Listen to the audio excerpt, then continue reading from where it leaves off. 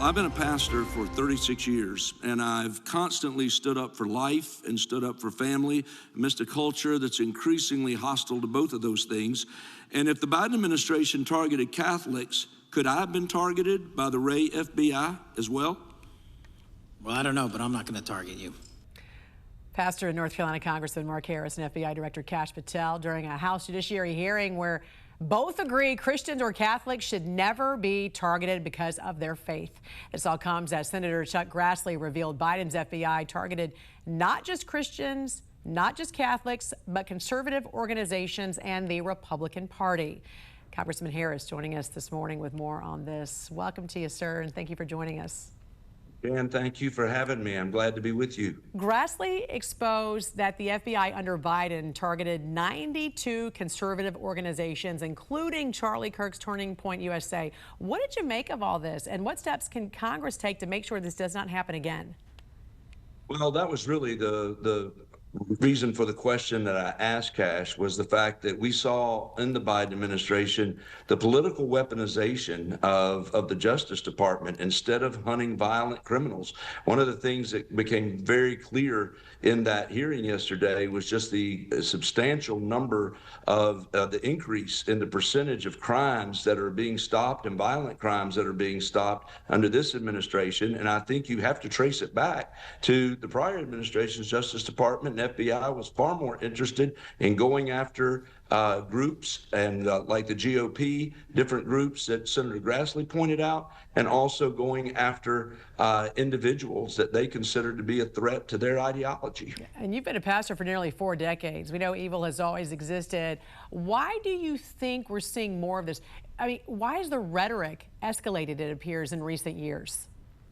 Well, it's amazing. It's just become more and more polarizing. And I'll be honest with you, I've been sharing throughout my district last week when we were back, as well as over the weekend, that the bottom line, Bible, this didn't surprise Jesus at all, because he said that there is a thief who has come to steal, kill, and destroy. And that's what we're seeing. There's so much that is happening right now of stealing, killing, and destroying that it is just ramping up. And of course, he said the rest of that verse was that he came to give life and to give it more abundantly.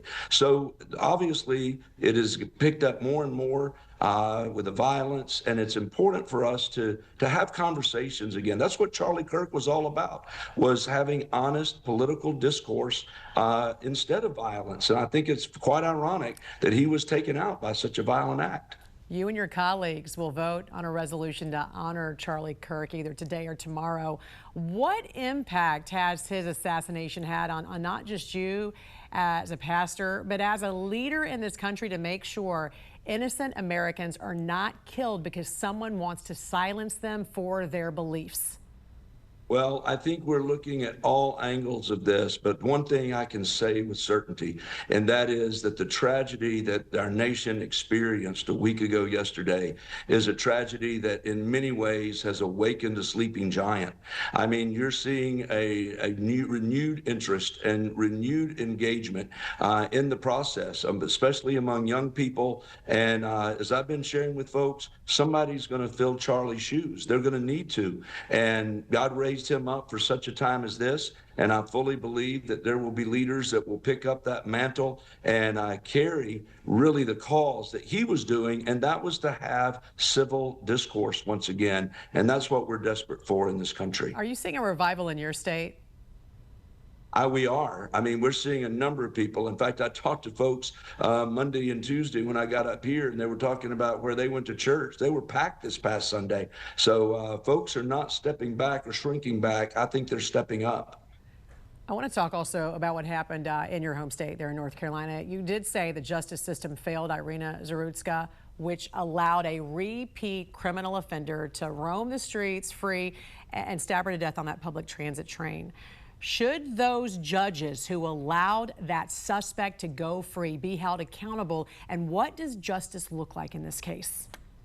Well, I think there's no question that those that were involved in this case of putting this man back out on the street should be removed. I was a part of a letter with other colleagues here from North Carolina in the U.S. House that sent a letter demanding that the senior judge remove this magistrate that put this man back out on the street from that position. It's critical. I'm thankful there's a whole lot of conversation going on with leadership in the North Carolina General Assembly about laws that need to change, the training that needs to go into these magistrates. There was a failure on a number of levels. And yes, folks need to be held accountable in this. Because, correct me if I'm wrong, but aren't these magistrates unelected?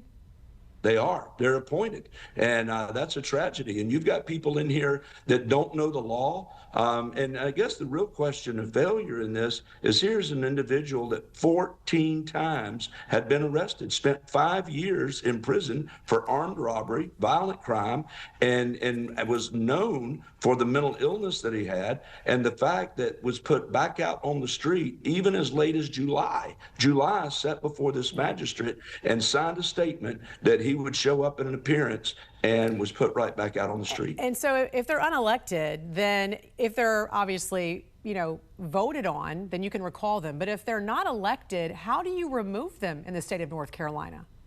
Well, right now we've reached out to the senior judge that ultimately there are recommendations that come from the clerks there, and then the judge has to act on making that appointment. So I'm assuming that the judge that appoints can also withdraw that appointment and removal in the same process. All right. Well, I know a lot of residents in North Carolina want to see some change.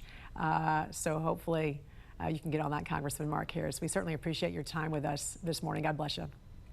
Well, it's a pleasure to be with you. God bless you. Thank you.